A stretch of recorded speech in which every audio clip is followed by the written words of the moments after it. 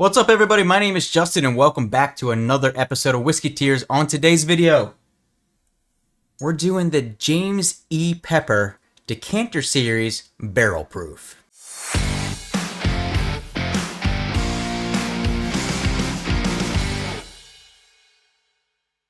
Okay, so before we get into today's video, obviously it's called the Decanter bottle for a reason. This thing looks really nice. It's got a big cork topper on top. I like the crisscross lines in the glass here with the straight ones above. Really simple labeling lettering on top. So this bottle's getting a lot of hype. It's coming in at 53.8%, which makes it what, like 107.6 proof?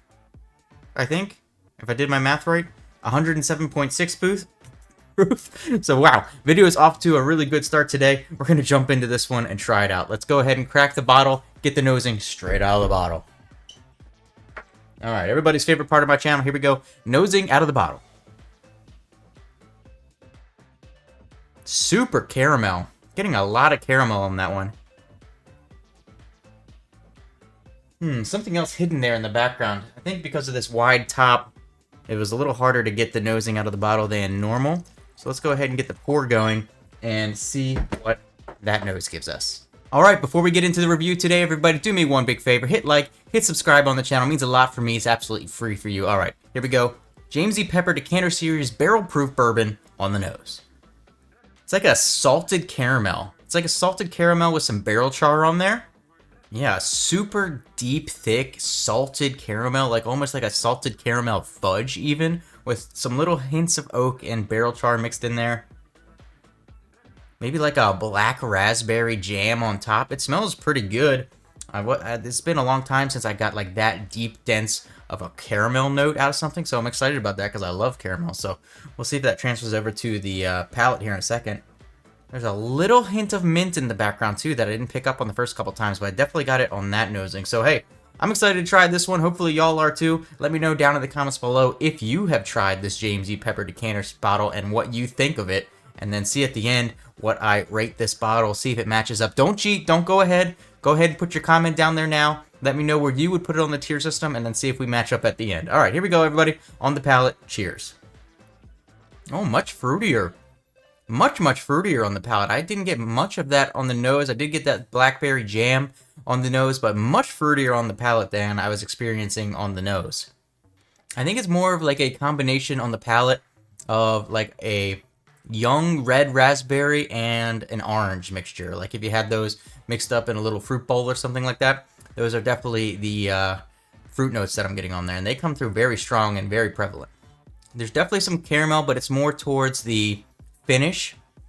Once you get through all that super fruity sweetness, that's kind of when the caramel shows up and it sits on your tongue for a while. A little bit of vanilla in there, not too much. A little bit of that barrel char as well. That barrel char kind of hangs out in the back of your throat. It does drink a little bit maybe hotter. It is barrel proof, but maybe even drinks a little bit hotter than that 107 or 108, whatever it was.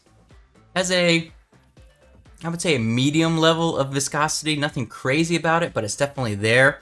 And I think that's where the caramelish part comes through, which is that viscosity coating that it puts onto your tongue.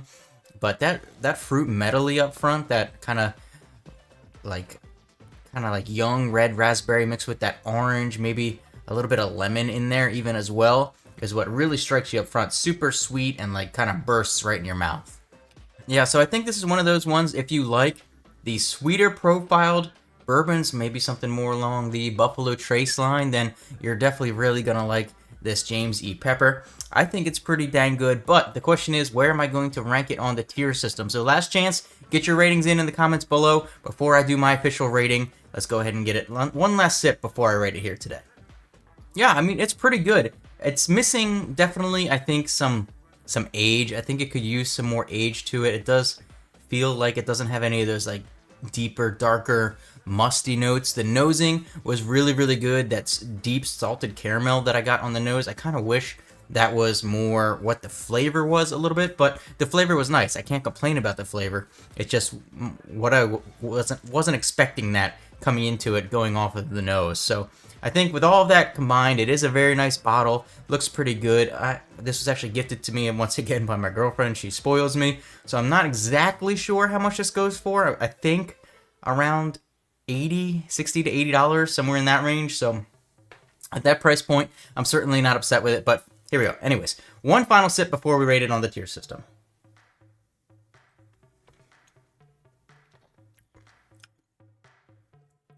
Yeah, I think this one's a pretty easy rating for me. I think this one's going to be solid B tier for me. Doesn't quite sneak up into the A, definitely not S, but it's better than your average C. So I think the James E. Pepper is going to go solidly in the B tier today. So have you guys had the chance or been able to get your hands on this bottle yet? Let me know down in the comments. Did you get the same rating that I did? I did just fresh pop this today, so I'll have to come back to it in a few weeks or so. And do the second shot video with this. If you want to see that video, you can become a member for $2 a month if you hit that join button down below. That series is going to be starting up soon for members only, so if you're interested, you check that out, and I'll see you for your next drink.